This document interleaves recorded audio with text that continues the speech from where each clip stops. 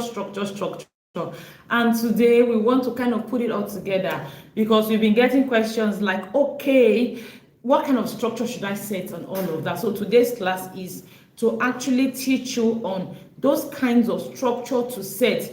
That was why I said, come with your writing materials, come with your pen, come with your paper, so that you can put it down, because today's class is going to be super practical.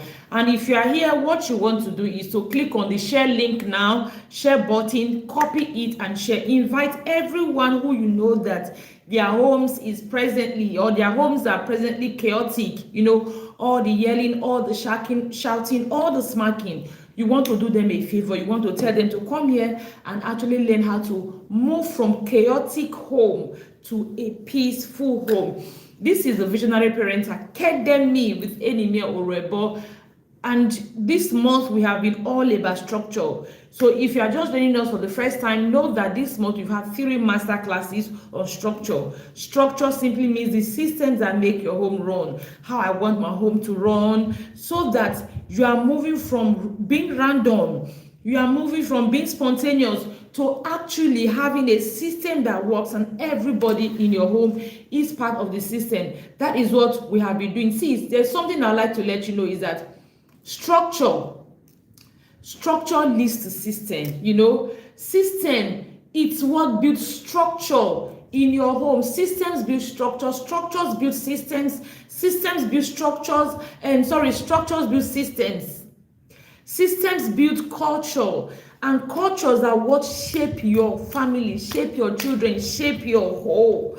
Culture, the way your children think. There's a definition that culture is the way of life of a people. So culture is what shapes your children's mindset, how they think, the choices they make, and all of that. So for you to get to that culture, you have to start from structure, creating structure that leads to system, that leads to culture, and eventually leads to habits or behaviors. Is what we have been all about this month, and this is brought to you by the Visionary Parents Academy. So now I do not want to stay long on this introduction. I want to go right into what we have to learn today, still talking about structures and system. Now, if you're in the Visionary Parents Academy, you will agree with me that after that second class, we have moved.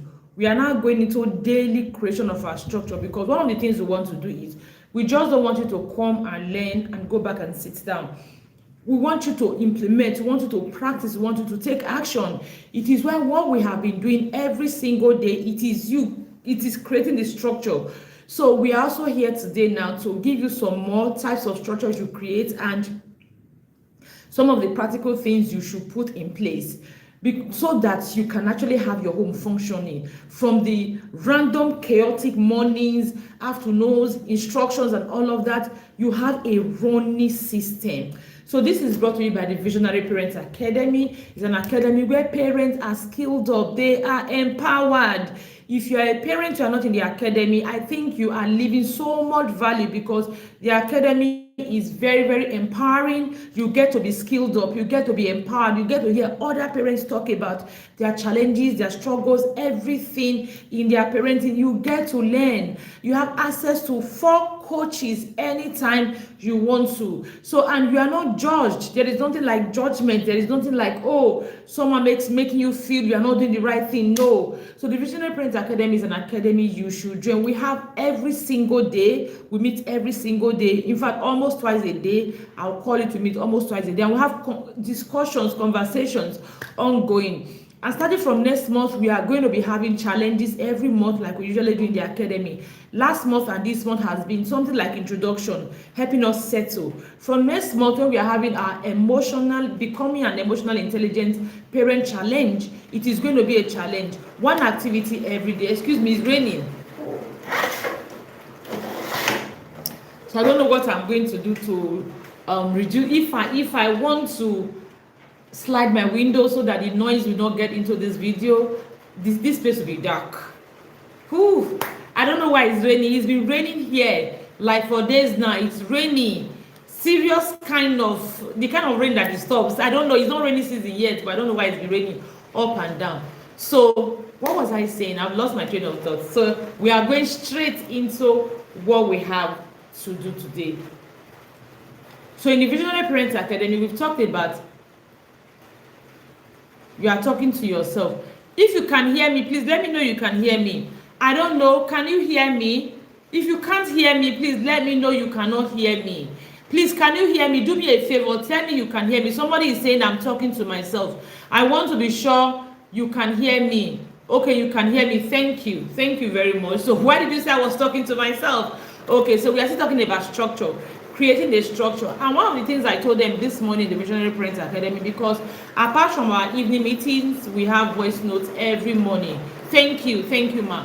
One of the things I shared this morning was that we, the parents, we also need to have a structure for ourselves, not just a structure for our home, for ourselves. I've come to realize that when you do not have a structure, your life is random. You are always overwhelmed. You are going to forget to do what is important. You will just see yourself all over the place. You know, like we typically call it the busy bee. You are busy doing nothing, achieving nothing. You are scattered everywhere. So as much as we want to create structure for our children, we also need structures for our lives, especially if we have the mind of making progress, if we have goals and visions for ourselves. Like I said in the Visionary Parents Academy, please, I know there is noise in the background. Let me close the windows and see what I'll get.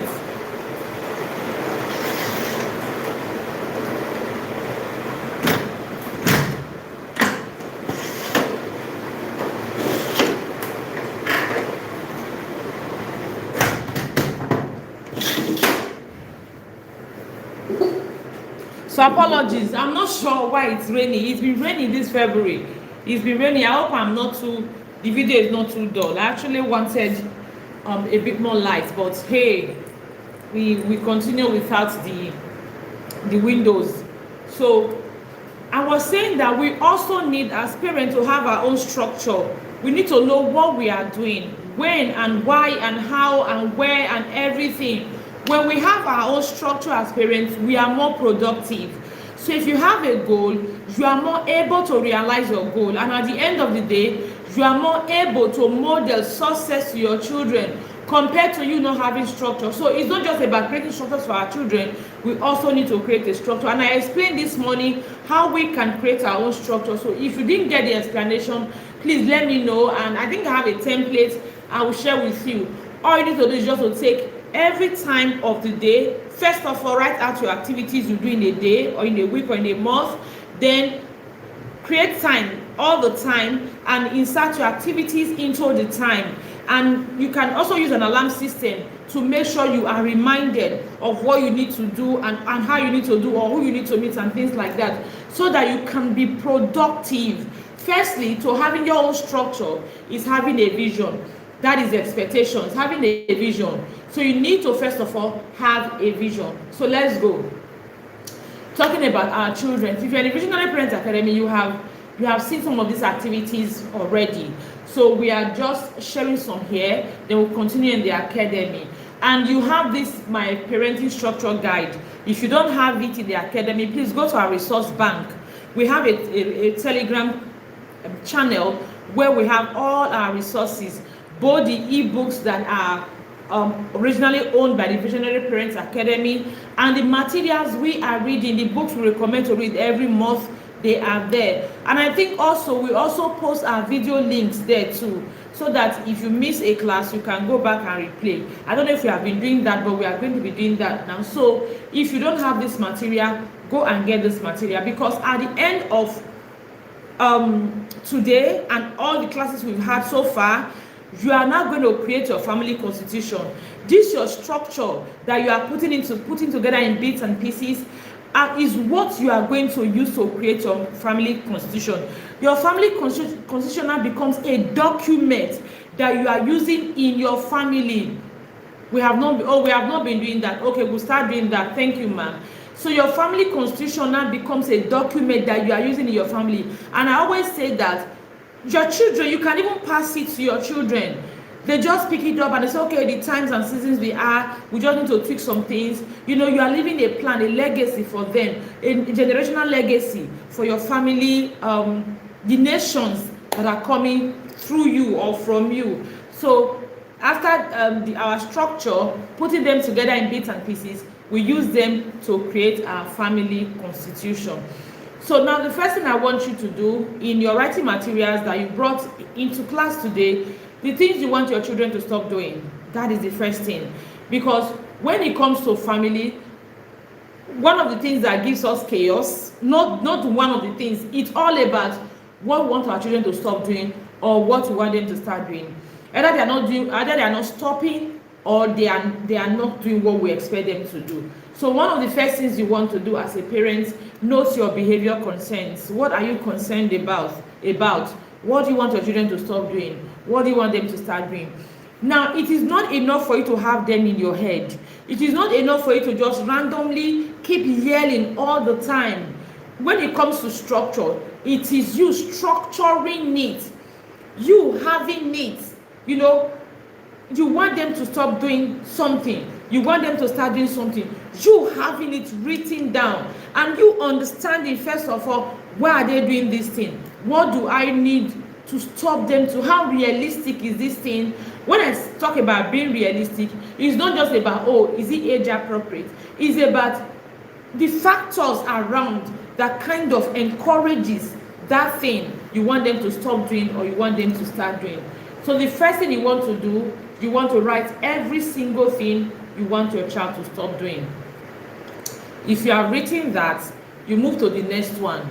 You write every single thing you want them to start doing. What are the things you want them to stop doing? You want them to stop talking back. You want them to stop going to bed late. You want them to stop maybe bickering, siblings bickering. You want them to stop. Just note the things you want them to stop doing. You note them, then you now go to what are the things I want them to start doing. Okay, maybe I want them to start reading. Yes, reading. I want them to learn to take initiative, to wake up when they are supposed to wake up. I want them to do their chores, pick up their chores and do their chores. I want them to fix their room. You note all those things you want them to start doing. I want them to pick up their mess. Now, when we talk about structure, it's not only for young children, even adults. Like I said, even adults themselves, they also need structure. You need structure. This morning I was sharing the Visionary Parents Academy. I say when you have structure, you are more productive. When you have structure, you are not just random. You are no longer anything and everything goes. Because everything goes is one of the things that actually overwhelms us as parents. And when we are overwhelmed, we are going to always flip. Because whether you like it or not, no matter how emotionally intelligent you are, once you are overwhelmed, it may come in the way. So not having structure can actually put a lot of pressure on us. I was sharing with them that this is why in offices, there is something you go when you want to see someone in an office, no matter how close you are to that person, the receptionist or the secretary is going to ask you, are you on an appointment? Do you have an appointment? That is it. So your structure is like you creating a schedule for yourself. I have an appointment with my book. So 2 p.m. today is my appointment with my book, which simply means that if anything comes, my friend comes to gossip with me, my 2 p.m. is booked. So that gossip can actually wait till I have free time. Which simply means that if I have the urge to pick up my phone and start scrolling, because I have an appointment with my book, I have an appointment with anything, that other thing can wait till probably I have to create an appointment for that thing another day because today is booked. That is how your structure works. That was why I said take all the things you do and create your timetable and fix them into it. If you still don't get what I mean, it's very fine. It is why we have the Visionary Parents Academy. Bring it on. I have a template I will share with you. If you are not, you can even reach out personally, privately, and we'll share the template with you. If you are not even comfortable reaching me, you can reach any of the admins and we'll share the template with you. And if you have further questions, you don't want to ask here, if you're a visionary parent, please feel free to ask in the academy or feel free to ask us privately. Now, when we are creating structure, because as a parent we have a lot of work to do in it, we have a lot, so you want to first of all check what you have done so far. What has reinforced that thing? What has encouraged that thing? You want your child to stop reading, you want your child to stop doing certain things. What is that thing that has encouraged it so far? You want them to start doing certain things. What is that thing that makes it difficult for them to start doing that thing? Because like I always say, children don't intend to make you angry. No, I know that for a fact. I was once a child, you were once a child. I'm sure there was never a day you said, today I'm going to make my parents angry, today I'm going to make them talk, today I'm going to upset them, if they like, let them beat me or anything.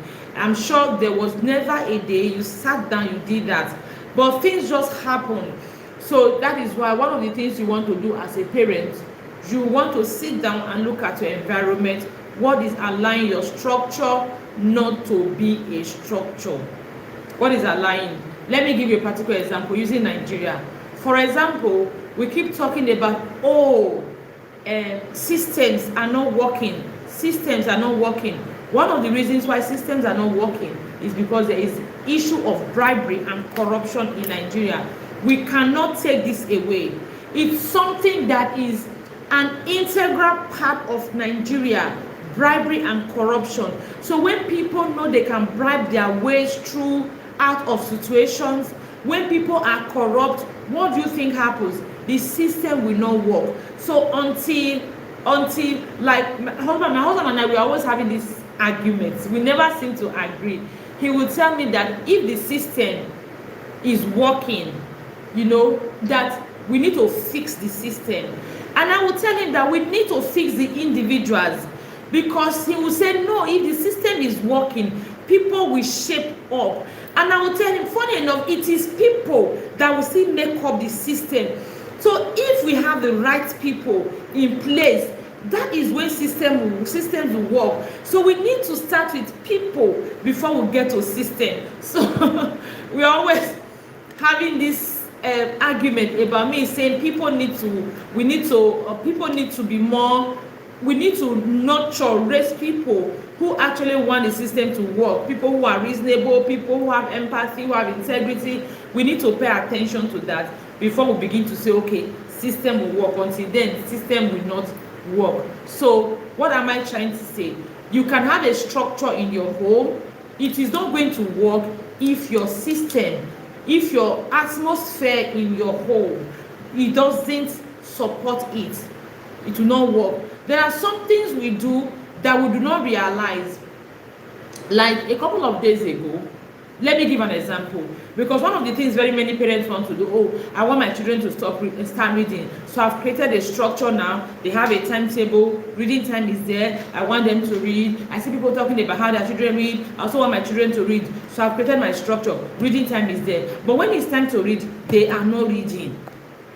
So I got that question. That was even why we decided that this topic is what we are going to this is what we are going to do today, to probably put a full stop to the topic of structure this year. So that was what the parents said. She's created a structure. She's heard about structure before, and a lot of times, and she sees people talking about their children reading, and at the end of the day, her kids don't like to read. And I gave her this example. I even have the picture in my phone. A couple of days ago, I wanted to share it in the Visionary Parent Academy. I think it skipped me. Last week, Thursday. Was it last week, Thursday? No, not this week that just finished. The other week. Okay, no, this week that just finished also. So the Thursday of it, my daughter came from school with Wimpy Kid. I don't know if you know Wimpy Kid series. I always tell parents that if you have children who don't love to read, you are trying to introduce them to reading, you may want to look for such series as The Dog's Diary, Wimpy Kids, and all of that. They are written in a very comic way, short text, funny pictures. It encourages children to read. It's just as if they are watching movies. It's not really something serious. They are not learning, but they are just learning to read. So not learning to read as in learning to read like your child is just learning to read. You want your child to love reading. There's a difference. Your child doesn't know how to read like ABC. No, that's not what I mean. I mean, maybe you have a 9-year-old, a 10-year-old, an 8-year-old. They don't love to read. You want to help them develop interest for reading. So that's when I recommend such materials. So my daughter brought one copy. Said a friend in her class said his brother bought all the series for her, and my kids, they have some of the series. And guess what? These children got back from school when they were supposed to be playing. It was on Thursday. Usually when they come back, they do their homework, they do wash their uniforms, they play beats before.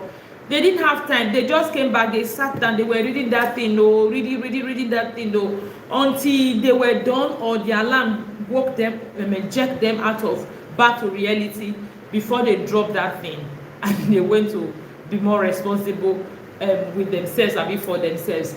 So what am I trying to say? Now, a parent who wants the child to read, you cannot say, oh, you want your child to read, and your child has a foundational level to loving to read. You are going to bring serious books for your child. Serious books, maybe motivational books, maybe books with all tests, no pictures. That child, that time, that structure you have created may not work because your child is not finding it funny. So at the end of the day, you realize that, oh, I've created time for my child to read, but my child is not reading. What is the matter? Everybody else, no. So in that case, your structure is not realistic at all. So you should know that. So your atmosphere must be such that it allows your structure, it encourages your structure, it supports your structure. And one other way your atmosphere will not encourage your structure is, as a parent, you are not modeling what you are teaching. You are not modeling it. You cannot create a structure and not be part of the structure. That is why when we create our family constitution in the Visionary Parents Academy, one of the things I tell the parents is that you are also subject to the constitution. You are part of the constitution. It is why we just don't sit down and make a random constitution. We have to look at our vision, our values, our goals, in our individual personalities, our differences, everything, put them into consideration. For example, our constitution will have clauses. You cannot say, oh, bedtime in my home is 8 o'clock. Everybody goes to bed by 8 o'clock. So you have to put clauses. What people that go to work and they don't come back until 8 o'clock? How do you hold them accountable? So you have to have clauses to that your children understand and they are able to catch and relate to. Because as a parent, you must constantly model what you teach. You must model your structure. You must model your constitution. You say, oh, this is why I say to parents. You say amongst your siblings, you want to teach emotional intelligence is in your structure. So we'll talk about emotional intelligence. Now we'll talk about conflict resolution. We are talking about communication and all of that. We are talking about chores and things like that. So you also have to model conflict resolution. You have to model it. Communication, you have to model it. Chores and responsibilities, you have to model it. Somebody there? Sorry, you have to model it as a parent. So your atmosphere must reinforce your structure. So I'm actually sharing from our book, My Parenting Structure Guide. If you're in the Visionary Parents Academy, you definitely have it. You just need to go and go through it. If you don't have it, please go to our resource bank. We have a Telegram channel where we have all our resources. We have a lot of ebooks there. I was telling myself maybe we should just load it with all the ebooks we are going to use, and then we'll have our worksheet. We keep putting it one by one. I said no, it will be overwhelming, but just go to the channel. You see all the resources we have used so far. They are there, and the books we are reading for the month, it is also there. And by the way, Visionary Parents, if you are not reading the book 7 Habits of Highly Effective Families, I think you are leaving a lot of value behind. I was just going through the book. I've read the book before. I was just going through the book again. I'm in habit 5, and I was like, if this is a book that maybe everybody should even read before you even think of having kids, before you even get married, think of having kids, everyone should grab that book and read it. It is that good. It is that powerful. And if you are not reading it, I don't know why. I cannot help you, So we are reviewing this book next week Saturday. Is it next week Saturday or the other week Saturday? I think the other week Saturday. We have 4 visionary parents who are going to review the book with us. So if you are one of those reviewing the book with us, please get ready to review the book with us. The only thing I will just do, I will just host the channel and stay there and be listening to you. I will come with my writing materials also and be taking notes. I am not going to say anything, most likely, except you ask me a question, of course. So please prepare to do for our book review. And even if you are not part of those reviewing the book, prepare to be part of the audience. Ask your questions, make your contributions, and so that we all learn, we all grow, we all add to our knowledge bank when it comes to parenting. So let's go. So I was talking about modeling. So you as a parent, you have your structure, you have to constantly model it. We cannot take modeling away from our parenting. It's impossible. Like I always say, I like to say this thing over and over again, because I saw something on Facebook one time where someone was saying that they say your children learn from you. How come the nanny children learn from the adult around, but she's the nanny, she cleans, she cooks, she does everything. The children don't learn that. They only sit and watch television all day, whether she's doing all the other chores around. Why are they not learning from her? It was quite funny. But something I always say to parents, I always want you to know is that your child will get to an age in their life, they will not necessarily be copycats, they will not copy you again. However, your actions will be a proof to them. Your actions will be a proof to them. Your actions will tell them that, oh, this is possible, this is doable, this is how our family operates. So it is why, whether your children are in that phase of copycatting or they have gone past this phase of copycatting, you need to be super conscious of what you do. You cannot just afford to do things randomly. So let's go. So you still have your writing materials. I still want to believe you have your writing materials. Now the first thing you want to do as a parent is to create your daily routine. When we talk about structure, we'll talk about how you want your family to run. Continuously. What you want to accept, what you don't want to accept, what you want to happen, what you don't want to happen, how you want your family to run continuously, whether you are there or you are not there. That is structure. So the very first thing you want to do as a parent is you want to write down every single aspect of your family. When we talk about every single aspect, we'll talk about, okay, let's make it easy. Every single aspect that I've asked that before. What you want them to stop doing, what you want them to start doing. Every single aspect that causes chaos. That is it. We've talked that already before. What causes chaos? They don't want to leave television when television time is over. They don't want to go to bed when bedtime is over. When I talk one, they talk two. When I say go and do your chores, they don't want to do their chores. Or when it's time to read, they don't want to read. What are those things? You want to note them. They are what you are going to structure. You also want to look at your time. You are going to set your daily routine. Look at your time, the time you have. What time do you wake up? What time do you go to bed? So the time in between, what happens in the time in between? For example, if you have the family structure guide, you are going to go to, I think, page 13 or so. You are going to see wake up time, brush, bathe, dress, breakfast, activity after breakfast, snack, lunch, nap, activity, other activities such as TV or toy time, depends on the age of your child, short time, homework time, helping with dinner time, clearing the table, bath time, TV time, bedtime story, bedtime prayer, and good night. You have all those things. You are going to note all the activities, kind of the typical activities you do in a day in your family. You are going to note them. Now, the idea of a structure is not for your children, because here's the thing many parents don't realize. I remember one time during the holiday, I saw a structure a parent shared on Facebook. Was like, oh, this is a structure. And I remember asking the parent, excuse me, this is overscheduled. By the time you overschedule the child, you are removing independence from the child.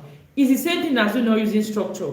because structure is supposed to help your child build responsibility, build independence, taking initiative, and all of that. By the time you overschedule the child, schedule, how do they call it? You overschedule the child, you realize that the child will not have time to even, there will be no time for the child to even take initiative, be responsible, do things on their own. Everything is, it has been planned for them. So no, the purpose of a structure is not for you to, the purpose of a structure is not for you to take independence away from your child, because at the end of the day, when you already overschedule your child, you're already taking independence away from your child. There's no time for them to think on their own and all of that. So back to what I was saying. So you are going to have the major activities done in the day. You are going to have, now let me go back to this I'm using.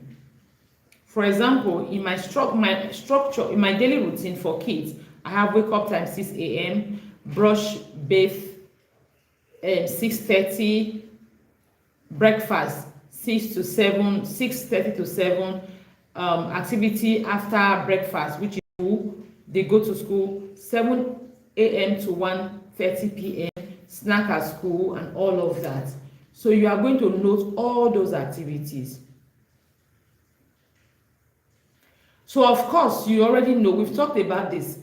One of the things, no matter how fancy your structure seems, no matter how goodly intended your structure is, sorry, the rain has stopped.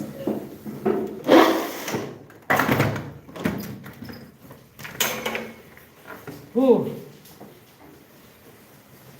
I hope the noise is not disturbing too much so that I can receive some kind of fresh air. Sorry about that. It is raining February. I don't know why. It's raining back to back. Yesterday it rained, today it's raining. I have no idea why. Okay, so I was saying that no matter how much good you intend for your structure to be, one thing as a parent is that you must have a relationship with your child. Your home must feel safe. You will not say, oh, because you have a structure, your child begins to walk around eggshells. Now, this is where consequences come in, because naturally, human factor will always come to play. Your child will always make mistakes. They are humans, they may forget. It is why when we create our structure, we try to put things in place so that our structure is empowering our children and bringing them close to us and not pushing them away. So it is why we have things like alarm system. When you create your structure, you have an alarm system that reminds them, hey, it's time for X, it's time for Y, it's time for Z. If you don't have an alarm system, your kids are likely going to forget. And when they forget, then you now you are angry. Oh, I've created this structure. Everybody's talking about structure. I've created this structure. Your structure becomes no longer realistic. And one other thing you need to do as a parent, which is super important, you just don't create structure randomly. You make sure that they are realistic. Okay, not realistic now. You make sure that, okay, yes, they are realistic. Let me give you an example. For example, I had a parent once who kept complaining that her teenager would always cook and the food will get burnt. So if the food doesn't burn, like every time the food will get burnt, and she was always, that was a major issue they were having, you know. When we did this, like, what do you want them to stop doing? For her to stop burning food. So I had to tell her one thing. It's not about, oh, stop burning food. It's not about, oh, even creating a structure like, okay, you are going to cook by 4 o'clock to 6 o'clock. It's time for you to cook. It's for you to make it realistic. In the sense that each time she's cooking, she's watching television in the living room. If she's not watching television, she's playing with her phone. So at the end of the day, television, you know how it is. Images, voices, you just get carried away. You are gone. Before she realizes it, she only remembers she is cooking when the food begins to burn. When she begins to perceive the smell coming from the kitchen, that the food is burning, that is when she remembers, oh, I'm supposed to be cooking. So when you are not creating a structure to make that particular expectation realistic or doable for your child, one of the things I told the parent is, you don't, even my children, they note it tomorrow, you don't watch TV and cook at the same time. You don't watch TV and do your chores at the same time. Now, this is why in my home, our structure is scheduled in such a manner that TV, play, they are almost like a reward. And I always talk about teaching your child how these things benefit them and linking them to reality. So one of the things I always teach them is that you work before pleasure. That is how life runs generally. You see, when we are going to school every morning, I remind them, as you see all these people, we see cars driving towards town, we see bikes driving towards town, we see shops opening and all of that. I'll tell them, if you go to other areas where they sell things like barbecues, if you go to, you see, they don't open that early they don't open in the mornings. Why don't they open in the mornings? They don't open in the mornings. Those ones don't open in the mornings because people go to work in the mornings, then you come back before they can now relax. All those things are relaxation. You see, you don't wake up and see people playing in the mornings. You see them going to work in the mornings. So in the mornings mornings are times created for you to get productive. After that, then you relax. Even the same thing happens in the creation of man. God created everything before he rested. The Bible did not record that God rested. God woke up, he rested. After resting, now decided to create the air, the moon, the sun. No, first of all, did all the work before he rested. So the same thing, the same pattern I bring into my structure. Before you can play, before you can watch TV, before you can rest, you have to do all the things you need to do. You wake up in the morning, this is what you have to do, this is what you have to do. After doing everything, you have achieved all you want to do, then you cannot rest, and it makes sense to them because we are able to tie to things, events happening around, and they are able to see how it applies to them naturally, and they know that when it comes to structures and things we do in the house, we are not just doing them randomly. They know that they are preparing themselves for the future, for their own lives. They are preparing themselves to take the wheels of their lives and drive themselves to their desired destination. Okay, that said, so I said to the mom, your child cannot be watching television or playing games on the phone or scrolling on the phone, watching random videos and cooking at the same time. It is not, if she does that, if you encourage that, it is not realistic that the food will not burn. Yeah. Now, because she's a teenager, she's going to understand. You are going to teach her, explain to her, this is why your food keeps burning. Because there is no way you are in the kitchen, you are stirring your food, it will burn. It doesn't make sense now. You are in the kitchen with your food. It is why in my kitchen we have stools. We have these high stools. We even have small stools. So, and my kitchen is quite, you don't have any reason to leave your kitchen. And also teach my kids how you get yourself engaged in the kitchen so that your food is not burning. So I tell them something I teach them this. When you are in the kitchen, you are cooking, after using a particular spoon, go to the sink and wash it. Everything you are using, wash as you cook.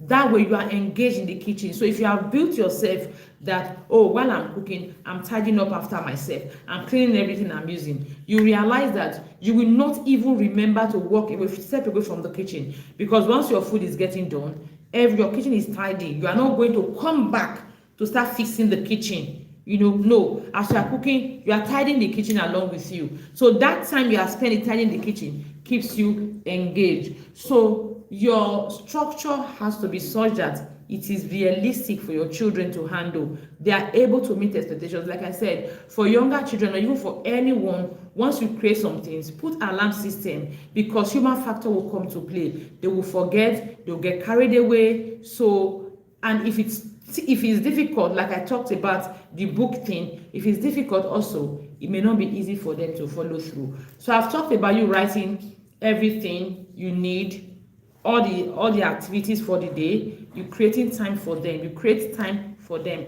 and those creating time for them has to be realistic. It doesn't have to be, oh, you just manufacture time from your head. No, it has to be real. For example, if you want to, okay, maybe we'll get, I hope time allows us to get to when we take the structures individually. Then we now have here's a sample of structure for my own children. We have items. You wake up, you make your bed in the morning. That's the first thing. You wake up in the morning. I tell my children, you wake up, whether you're at home, you are visiting or anything, one of the first things you want to do is to make your bed. Excuse me, please.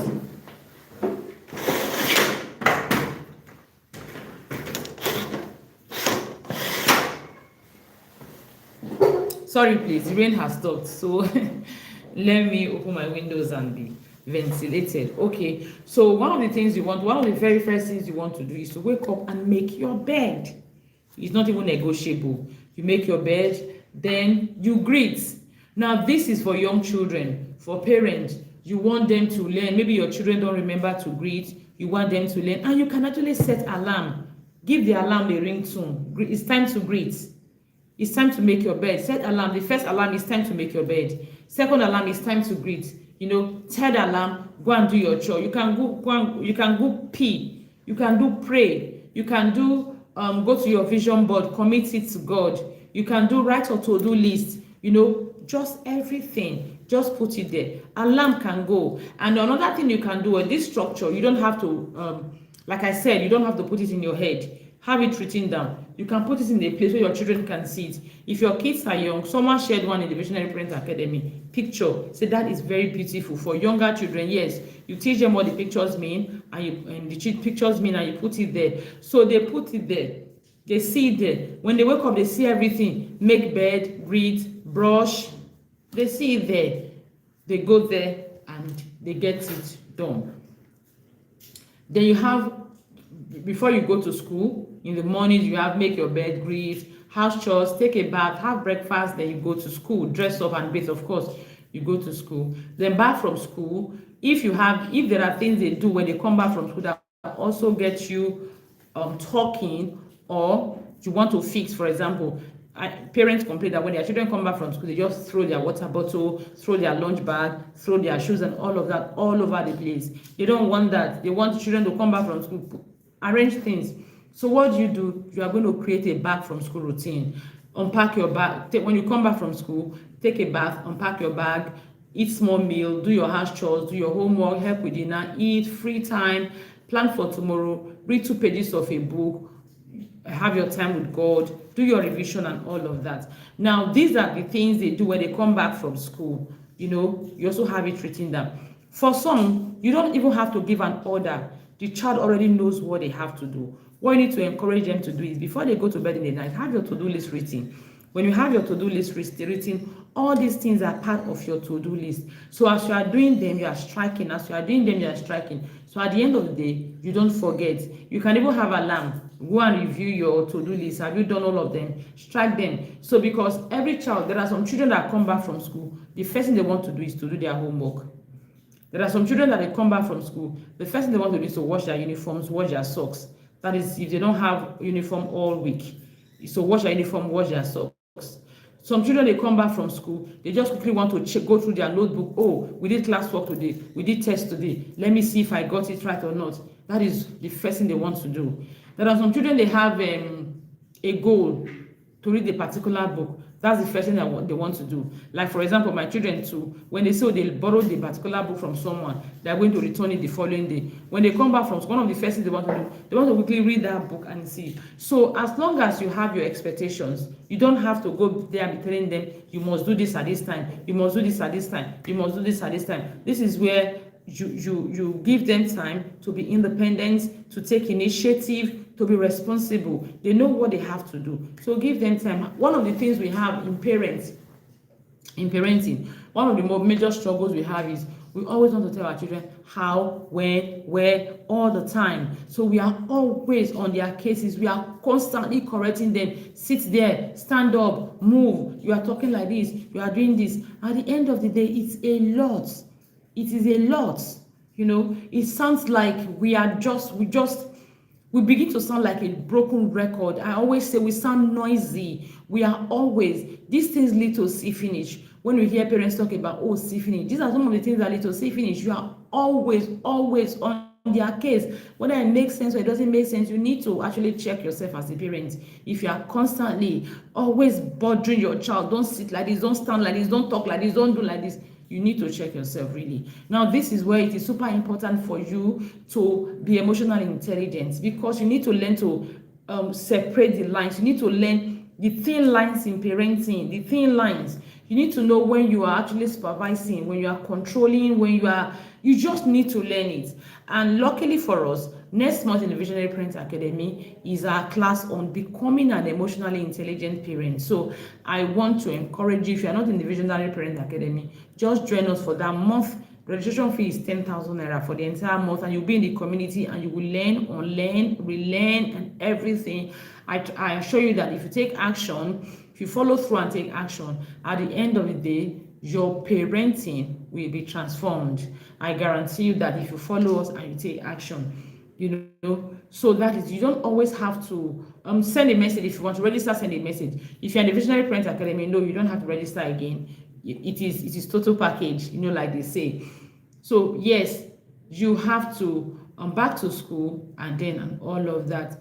Now, even as a parent, you need your structure, and we have one sample. A structure is also an effective tool for parents to stay organized, maximally productive, and have a less chaotic day. We have this for parents also in the parenting guide, in the parenting structure guide.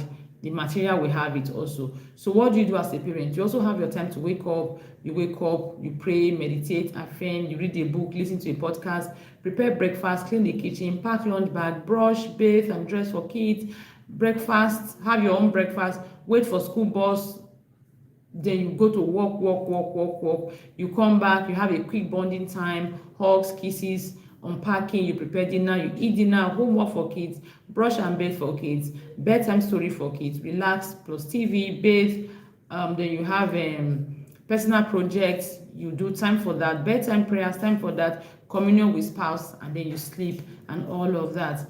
You have your own personal structure as a parent, because like I always say, you want to invest in yourself, you want to deliberately succeed, and you want to model success to your children. On Saturdays also, because Saturdays and school days, they are not the same. My kids are on midterm breaks, for example. Midterm breaks and regular days, they are not the same. So what you want to do, you structure your regular days, you also structure your holidays, your Saturdays, your Sundays, because your activities are not the same. On Saturdays, planner, you have activities like shopping. No, you are not going to shop randomly, because one thing that happens to structure is that it helps you to be organized. Structure helps you stay organized. You know the day you go and shop, you are shopping. You know the day you want to hang out with friends, you just don't, you no longer like so free that somebody just comes and picks you, you're hanging out with friends, they're just coming. No, you organize your day. You know the day that is convenient for you to hang out with friends. Your children, when they bring their calendar for the year, you know they have a month for the term rather. You know when they have a PTA. You know when they have, what is it called, open days. You know when they have activities. As you are creating your structure, maybe you create it beyond one day. You create a structure for 3 months, 2 months. You infuse those days into it. This Saturday, my kids have a PTA. You put it into it. After putting into it, you are going to send a reminder back. Take your reminder. Maybe they have a PTA meeting on the 1st of the month. So you are going to look for a way to put it on the 1st of the month, before the 1st of that, on let's say the last Saturday of the month. You are going to put it in such a way that you are every Saturday you are reminded that they have a PTA, so that you don't have any excuse to forget. If you have wedding or speaking engagement or anything, you also know when to put it. And then another thing we have space for structure. I think I referred to this in one of my classes. What does it mean? I saw a video today I shared in the Visionary Parent Academy where the child carried Vaseline, the toddler packed Vaseline all over her body. Then we saw another one who was trying to climb the refrigerator. Then we saw another one who put on the tap in the kitchen, and she was bathing under it. The kitchen was flooded. So we also have had parents talk about, that children play football in the living room and the television got broken. I've had this. I remember a parent talk about how he has had to change television within the space of a year or so 2 times. Is it 2 times or 3 times? because her boys will always play football in the living room. You know, these are space structure. When I always say to parents that when you have young children, there are things you have no business having. Yes, they are fancy. Yes, they will give your room that aesthetic appeal or aesthetic look. But the truth of the matter is there are things that are more important. You know, like we are reading the book, 7 Habits of Highly Effective Families, and there is something in the book, first things first. One of the habits, first things first. Put first things first. You know, when we talk about first things first, it's broad. Yes, setting your priorities right. There are things you have no business having when you have toddlers. There are things because they will play, they will jump. When you have toddlers, you don't even bother about having a fancy home. Of course, except maybe you have 2 sitting rooms or 2 living rooms, then you just lock one out. You have your house structured in a way that you lock one out. The other one has to be super safe, because the way we saw those children messing up the Vaseline, water, entering the refrigerator, is the same way they experiment with a lot of things. I think when I was still listening to Wazobia FM, one day I was listening to the Wazobia FM, a woman called in and she was saying, oh, let me thank God that she got into the house and she saw her daughter hypo sachet. Daughter was trying to cut it and drink it or something like that. That what saved her daughter was because the sachet, the pack is a bit tough. Maybe the daughter mistook it for, you know, some of these, they are drinks they drink. They are formed that way. So the child is using to see drinks in those small packs. And so in her mind, that was another drink. That was what saved her. Imagine, God forbid. So the way we saw those children doing those things, we also see children do all sorts of manners. So now this is why, as a parent, if you have toddlers, there are things you have no business doing. You have no business having them. No matter how aesthetic, no matter how beautiful they are, you just don't have any business with certain things. So space structure is to create a space for your children. This is a space where you play. This is a space where you do things. Not just a space where they play, not just a space where they read, not just where they have their supplies, art supplies and all of that. Just the same way you have, wardrobe and all of that. They have all things everywhere. Now, apart from that, you also realize that your space has to be super safe. So I remember one time a parent told me that her daughter always play with the makeup.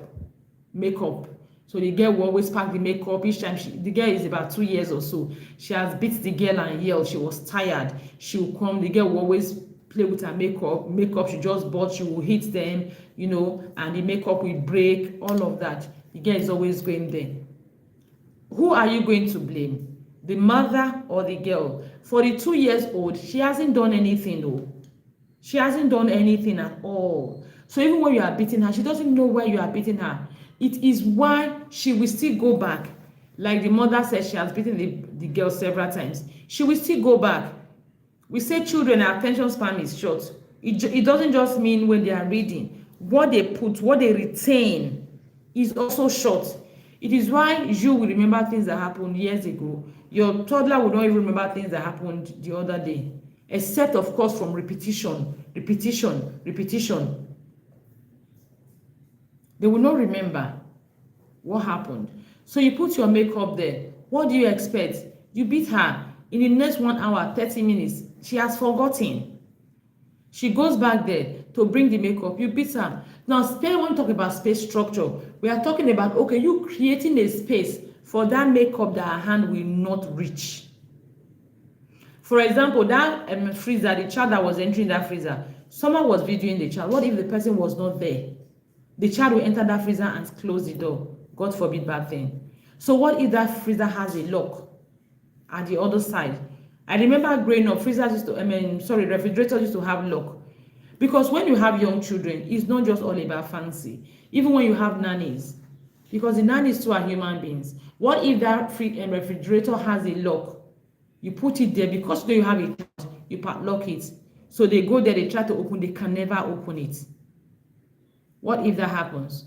What if that Vaseline the child was playing with, what if the Vaseline is up there? Is up where the child's hand cannot reach? is in a box that is lockable. If you don't have, people will say, I don't have wardrobe. In a box, you lock it. What if that happens? What about the girl in the kitchen? You know, what if it was more than that? We saw the girl playing with water. It could have been knife. It could have been gas. She would turn on the gas and light it up. It could have been gas. It could have been knife she was playing with. It could have been touching things dangerous. You have a toddler. You really have no business opening your kitchen door. You lock it and leave there because you have a toddler, an active toddler. Now, we are talking about, we are being realistic here. People will say it's easier because you have a child. You're going to,